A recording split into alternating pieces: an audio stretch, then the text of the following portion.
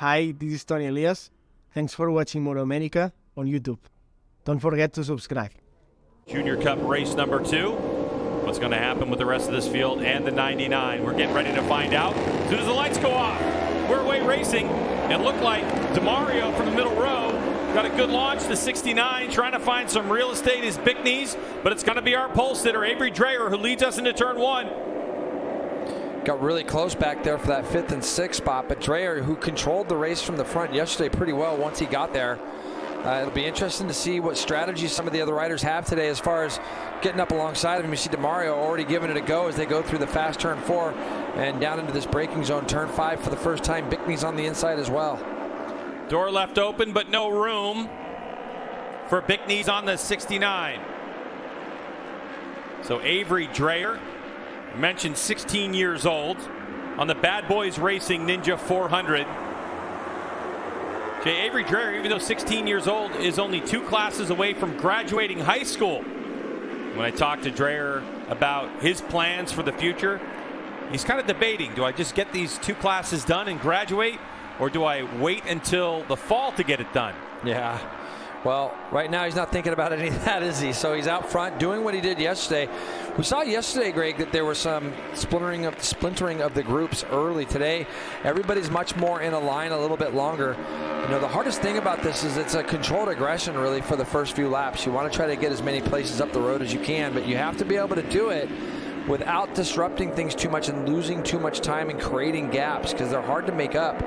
This place here, we're not going to utilize the draft quite as much as other places that we go to, like Atlanta that we just went to, a place like MotoAmerica. So this place is a little bit more important to make sure that you don't create big gaps when you make passes. And you can see Bickney's is still trying to get by DeMario, but Dreyer's able to lead them down each one of these straightaways. Dreyer on the 99, 70 is DeMario. Hayden Bickney's on the 69. And the 71 is Levy Batty, trying to find some room there. Down into Charlotte's Web they go, and that gap closes right back up to the leading 4. Yeah, and you can tell, like, see how everybody's kind of still staying together, and people want to take shots at each other down into turns like turn 5, but got to keep them organized. And Dreyer just showing right now as we have a faller, number 32. Jay, here's a look at it. Bottom of your screen, see, probably just lost the front in there. So good to see Carson get up and. He thinks that he could have the pace today, potentially to pull away. And I asked him, you know, you've won the first 3 races of this season. Did you expect to be doing this well? And he said, you know, I really expected to be in this championship fight this season, just not so early on. And we talked a little bit about what made the difference for him. And he said he's also been training physically a lot more. A lot of pedaling. Him and his sister do early morning workouts in the gym together. She's also a racer. Hopefully we'll see her in the Junior Cup in the years to come. You know, we're talking about 5-6 bike lengths as getting away, but getting your head down and trying to pull a gap as somebody's gone down. No. Get away from that. Is that, I can't tell if it's Ivan Rivera. I can't tell, Greg, so I don't want to say. I think it was Rivera, possibly 83. I did see a 3 when the bike started flipping over. Glad he's up and okay. That's the main thing. Fast turn to do it. As you can see, left side of your screen will be our crasher. On the right side of your screen, Batty might take a shot a little bit too far back. Dreyer's pretty good into turn 5. And another thing you can tell is Dreyer actually uses a couple different lines as well, Greg, when he comes out of the museum corner, and really happy to see that that bike didn't get near. So, Jay, I'm looking at Yandel Medina in 5th place, the 39, a podium finisher from yesterday, as Medina had set the fastest lap of the race last time by at a 1:35.967.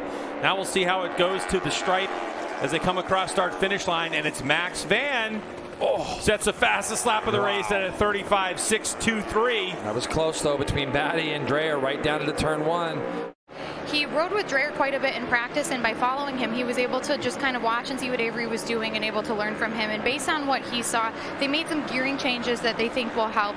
He said overall he just needs to be smart with his racecraft because he knows that everybody is running. He didn't take that big train of bikes behind him all the way over to the far right-hand side of the screen.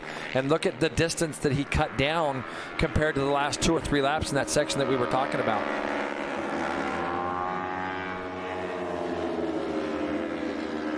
Great sounds of his Junior Cup bikes. There's a move up the inside by Levy Batty, the 71. He'll take over the lead in that final corner. He's going to have good position coming onto the front straightaway. So our first lead change, Jason, of the race. That's a 71 who's been here a couple of times, Levy Batty. He ran it out a little bit wide in between 14, 15, 16, and Levy Batty was able to just roll up underneath him there and make that pass look pretty easily. Make it look pretty easy, rather. As the 99, Avery Dreyer, 3 starts, 3 race wins this year, trying to find clean air up front. But it's the Belgian Levy Batty who leads the way. We'll see if Dreyer is able to get by him and do anything with him. And this is, Greg, it's the hardest thing about this. You don't want to get shuffled back too far. No, this isn't like Road Atlanta or even like a Road America where you could probably still win in a tight battle like this in 4th place. As Dreyer going deep down into Charlotte's Web. As we have a great look at that pass by our Lucas Oil helicopter. And so the 99 takes over the spot again. I was almost thinking he had a broken foot peg or something, so I'm not sure. Maybe, it's not normal to see somebody's foot getting really hot on an exhaust or something like that as well. I was thinking the same thing. So that could be something down there. Is that the 23? Yeah, that looks like Jake Vandal. Maybe? Yep, I think you're right. A little bit higher than that. So Levy does a good job of getting back through, didn't he? He got back through after that fast left-right chicane, goes back through. Bickney's now is on the back of these two.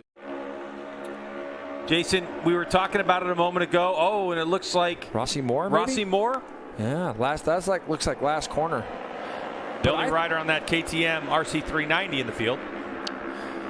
Oh, another one going down. That's probably going to be turn 2 area. It's Cumbermack. Jedediah Cumbermack, unfortunately, well within the top 10. No. Rain going on. This is just kind of, I hate to say it, normal attrition that we see late in the race. And especially when it gets hot here. And Jedediah moved himself all the way up to 8th. So he was kind of leading that next group. So that's a shame to see. And the 2 leaders going back and forth again.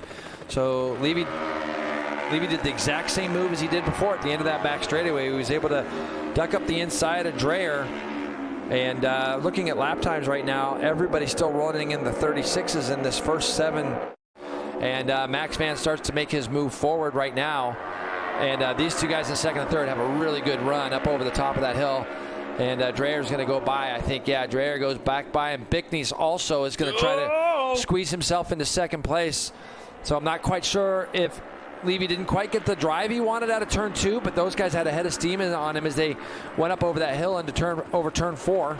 And you can see those front 3 guys again, a little bit tighter into this fast left-right switchback. And Bickney will have a good run this time. He really rolled through there nicely. He might be able to pull up alongside of Dreyer, which he does, and ducks down the inside. So he had seen that move done from Levy earlier on Dreyer, and he goes ahead and does the exact same thing.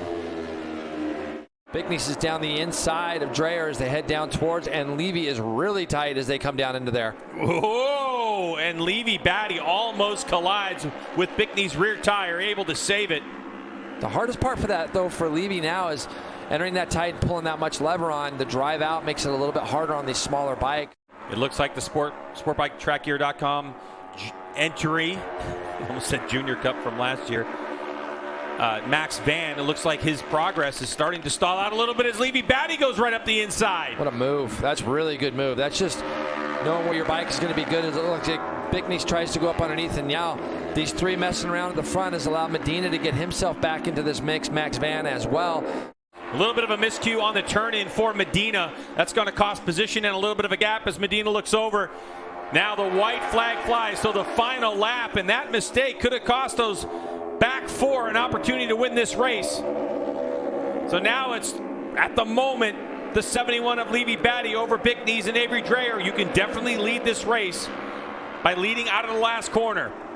And now Levy Batty with his head down, trying to put a gap between the rest of the field. And he was much stronger that lap out of turn 2. He really cleaned it nicely. So, and he protects his line going into 5. So he has to get out of here nice and clean.